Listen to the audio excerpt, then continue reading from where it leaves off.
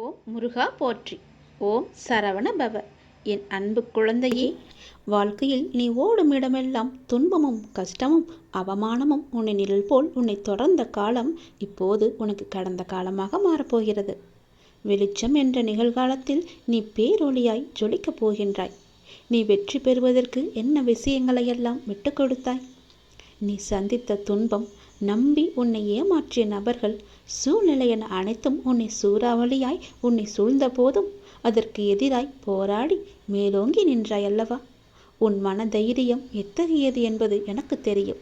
மற்றவரின் பேச்சுக்கள் உன்னை அம்பு போன்று காயப்படுத்தினாலும் எழுந்து நின்று நீ நிச்சயம் வெற்றிக்கு பெயர் கொண்ட ஆத்மா நீதான் என நிரூபித்து விட்டாய். உன்னை வளரவிடக்கூடாது என நினைத்தவர்கள் முன்னிலையில் நீ விருட்சமாக வளர்ந்து நிற்கப் போகின்றாய். அதற்கான தேடலில்தான் நான் உன்னை எனக்கு பார்க்க அனுமதித்தேன்.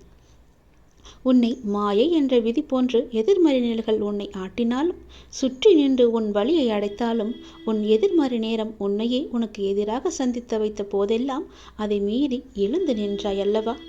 என் மீது என்ற நம்பிக்கையால் என்ன கம்பீரம் என் பிள்ளைக்கு என்று நானே பூரிப்பும் அடைந்தேன். தேடிய விஷயங்கள் உனக்கு பதிலளித்ததா? அதனால் உன் மனம் அமைதியடைந்ததா என்று யோசித்து பார்த்தாயா? என்றைக்கும் ஒன்றை மட்டும் நீ புரிந்து கொள். உன் சுழற்சியான எண்ணங்கள் தான் உன் நிம்மதி தொலைவதற்கான எதிரி. எதற்கும் நீ அஞ்சாதே. மனதளவில் நீ நொறுங்கி போயிருக்கின்றாய் என்பது உன் அப்பா எனக்கு தெரியும். நிச்சயம் உனக்கான விடியும் காலம் வரும். உன்னோடு நான் இருக்கின்றேன். அந்த விடியும் காலம் எப்போது என்று என்னிடம் கேட்காதே.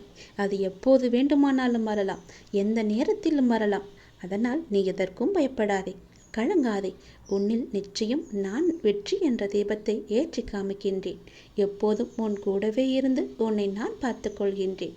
உன்னுடைய வீடு என்னுடைய கரத்தால் தொடப்பட்டிருக்கின்றது. ஆசீர்வாதங்கள் அந்த வழியே உன் வீட்டிற்குள் வரும். நீ ஏன் கவலைப்படுகின்றாய்? விரைவில் உனக்கு நல்ல பாக்கியம் உண்டாகும். உன்னை ஆசீர்வதிக்க, கஷ்டங்கள் தீர்த்து வைக்க நான் உன் இல்லம் தேடி வந்துவிட்டேன். இனி எல்லாமே உனக்கு சுபிட்சமாக மாறும். நீ கேட்டது, கேட்காமல் இருப்பது என எல்லாவற்றையுமே நிறைவேற்றி வைக்கப் போகிறேன். யாருக்கும் எந்த தீங்கும் செய்யாமல் என் நாமத்தை மட்டும் நீ உச்சரித்து வா. இம்மையிலும் மறுமையிலும் உன்னை காப்பது என்னுடைய கடமை.